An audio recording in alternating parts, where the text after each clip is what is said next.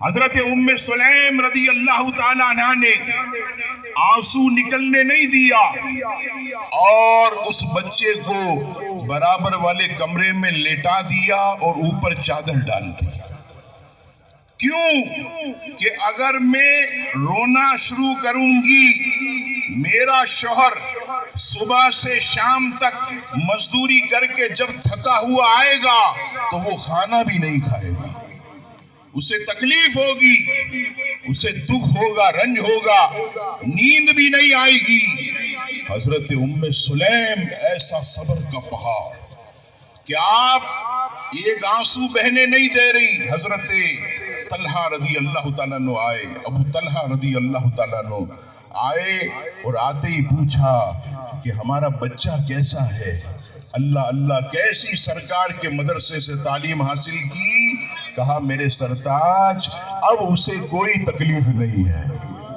ظاہر سی بات ہے جب انسان دنیا سے جائے تو ظاہری اسے کوئی تکلیف نہیں ہوتی.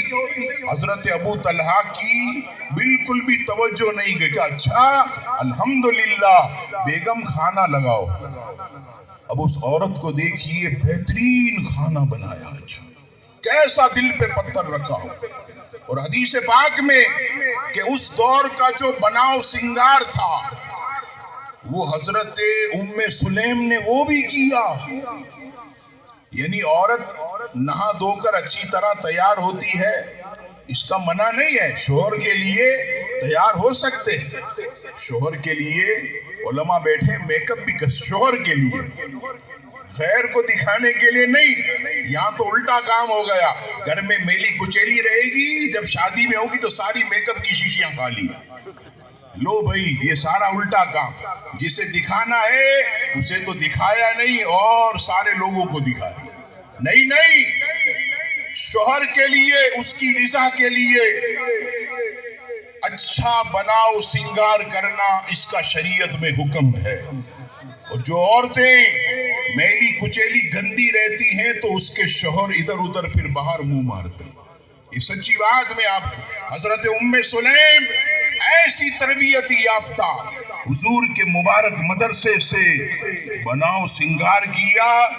بند الفاظ میں سمجھ جائیے گا کہ جب بناؤ سنگار عورت کرے تو شوہر کی توجہ بڑھتی ہے, رغبت بڑھتی ہے. اس رات انہوں نے آپس میں صحبت بھی فرمائی. کتنا بڑا دل ہے کہ برابر کمرے میں بچے کی میت رکھی ہے, پیٹ بھر کے شوہر کو کھلایا اور صحبت بھی کی. پھر اس کے بعد جب رات کا کچھ حصہ گزرا تو کہنے لگی اے میرے سرتاج ایک بات بتاؤ. کہ بولو. کہ اگر کسی کی امانت ہمارے پاس ہو اور وہ اپنی امانت لے کے چلا جائے تو ہم خوش ہوں گے یا غم کریں گے؟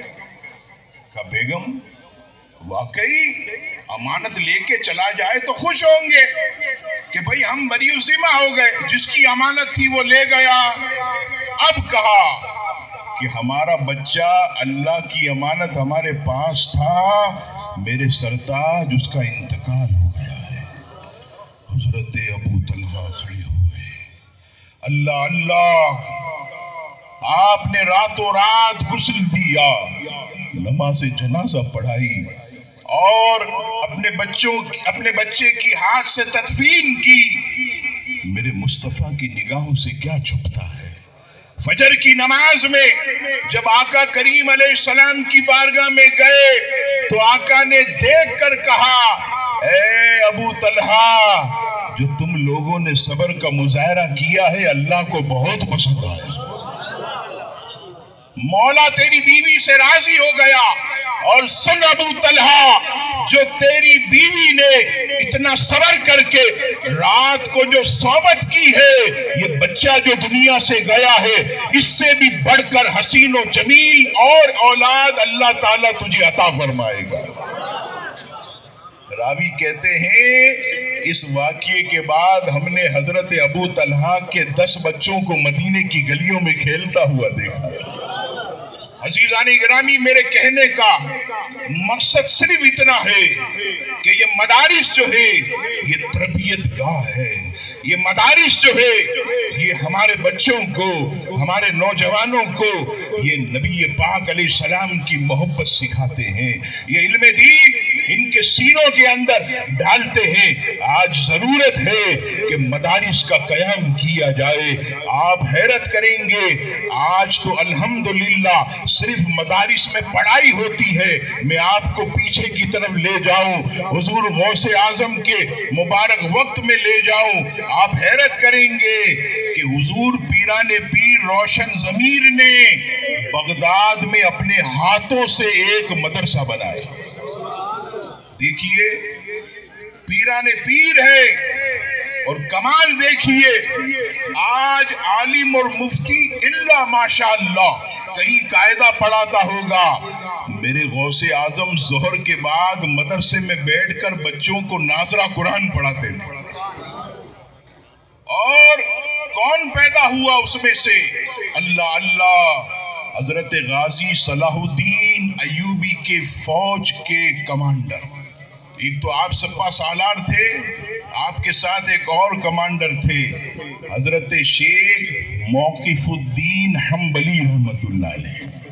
یہ فوج کے سپہ سالار، تاریخ اٹھا دے دیکھ لے، سوشل میڈیا کا دور ہے، میری بات جھوٹی نہیں ہے۔ حضرت شیخ موقف الدین حنبلی جو بیت المقدس کی اس فوج کے چیف ایڈوائزر تھے، یہ غوث اعظم کے مدرسے سے پڑھے ہوئے تھے، یہ غوث اعظم کے شاگردوں میں سے تھے۔ اب بتائیے کہ بیت المقدس نصارہ سے حاصل کرنے والے اللہ اللہ اس فوج کے چیف ایڈوائزر حضور غوث اعظم کے شاگرد ان کے مدرسے سے پڑھتے۔ تو اس سے پتا چلا کہ مدارس نے ہمیں کیا کچھ نہیں دیا، مدارس کی کتنی ضرورت اور اہمیت، مدارس کی کتنی اہمیت۔ آج میں نے وہاں بھی قبلہ حضرت کے مدرسے میں بھی میں نے عرض کیا عوام سے کہ اے لوگوں، اپنے اوپر جو ہے کچھ نہ کچھ ایسی چیز لازم کرو کہ تم دنیا سے جاؤ تو کوئی ثواب جاریہ کا سلسلہ ہو جائے۔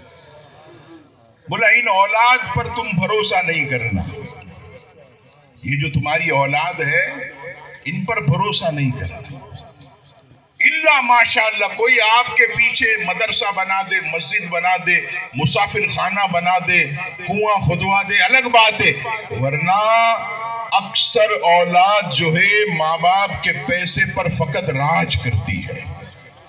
تو میں یہ ضرور کہوں گا، اور میں نے اپنی آنکھوں سے دیکھا کہ کئی ایسے لوگ جو دنیا کے اندر اپنے بچوں کو انہوں نے خوب پڑھایا، لکھایا، کھلایا پلایا، اربوں روپے کی جائیداد تک چھوڑی، لیکن اولاد نے اس میں سے چند لاکھ بھی ثواب جاریہ کا کام نہیں کیا۔ آج اولاد کیا ہے؟ کسی نے کتنی پیاری بات کہی کہ جب کسی کا انتقال ہوتا ہے تو فرشتہ آتا ہے، اور فرشتہ آن کر کہتا ہے کہ اعمال کیا چھوڑا، اور ورثہ کہتے ہیں کہ مال کیا چھوڑا۔ ورثہ بیٹھ کر کہتے ہیں ارے وہ فلاں بینک میں کتنے ہیں ابا کے، وہ اس بینک میں بھی ابا رکھتے تھے پیسے، وہاں سے بھی اسٹیٹمنٹ نکالو، وہاں بھی ارے کتنے، ادھر کتنے، ارے اس کے پاس کتنا ادھار ہے، ارے ابھی ابا کی میت رکھی ہے، شرم آنی چاہیے تم کو۔ ورثہ کہتے مال کیا چھوڑا، فرشتے کہتے اعمال کیا چھوڑا۔